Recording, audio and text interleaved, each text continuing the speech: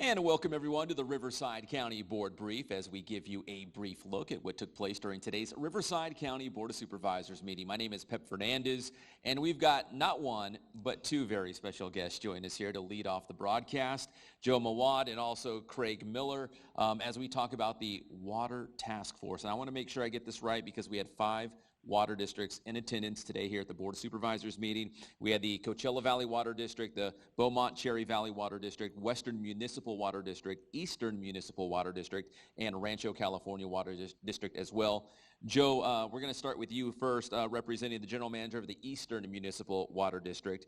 Joe, during today's Board of Supervisors meeting, the Water Task Force had a very, very thorough presentation for our supervisors. What exactly happened today? Well, we truly appreciate the Board of Supervisors inviting us to give this important briefing on water supply and drought conditions, both on a regional level throughout Riverside County as well as the statewide conditions. We're really thankful that our customers throughout Riverside County have responded incredibly well to our calls for water use efficiency and conservation. It's been an incredible response by the entire community. They are using water more efficiently, both indoors as well as outdoors, removing non-functional turf, putting in drip irrigation for their outdoor landscaping, and really embracing the use of recycled water throughout the community. So we're here to not only thank the Board of Supervisors and all the constituents for their hard efforts, but we're here to also ask our customers to keep up all of their efforts that they've really demonstrated over the last several years. All right, very good, Joe. Let's pass the microphone over to Craig as well. Craig Miller, General Manager for the Western Municipal Water District. And Craig, Joe just mentioned some of those calls to action, right? What can we do as residents, as neighbors across Riverside County? What are some things that we can do to make sure we're combating the drought? Because you showed us the staggering statistics, the maps, we saw all those things. It's very real. What can we do?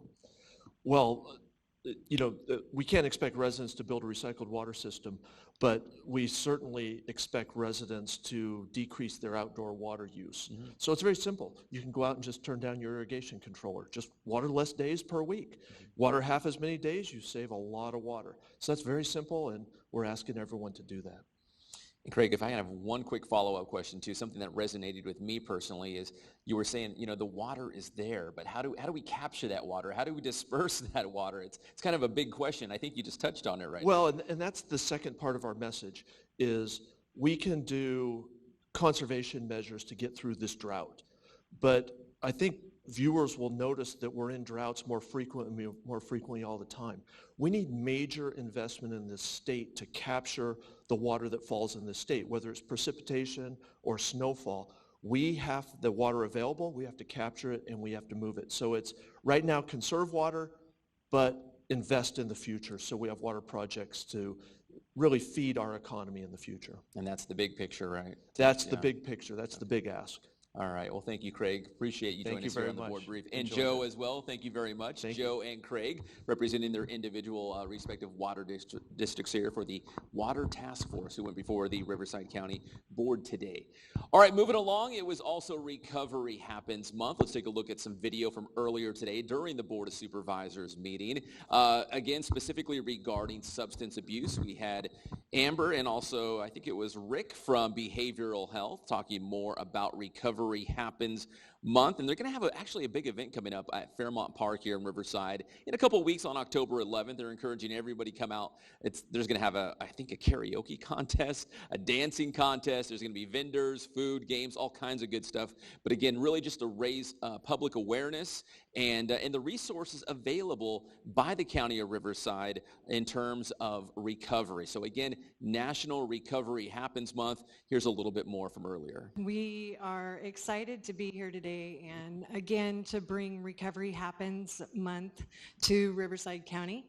We have been virtual for the past few years, and this year we get to go back in person at Fairmont Park, and so we're excited to invite our community members out to celebrate lives being changed across our county.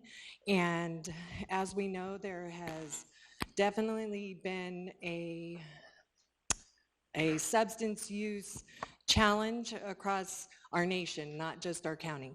And so these moments we really like to celebrate and highlight the lives being changed and the families. This is International Recovery Month now, because we know that, mental health disorders and substance use disorders is global. So now we've gone to International Recovery Month. So our theme for this event is recovery happens. Substance use disorders, mental health disorders, are no limitations, no boundaries, no borders. So come out and celebrate the day with us, celebrate our community, and celebrate our recovery community. All right, again, that is Recovery Happens Month. Big thanks to Joe Mawad from the Water District in the Eastern Municipal area, and also Craig Miller from the Western Municipal as well, representing the Water Task Force. 5 different water districts here today at the Board of Supervisors meeting to talk about how we combat the drought here in California. My name is Pep Fernandez. We appreciate you tuning in, and we'll see you next time on the very next Board Brief.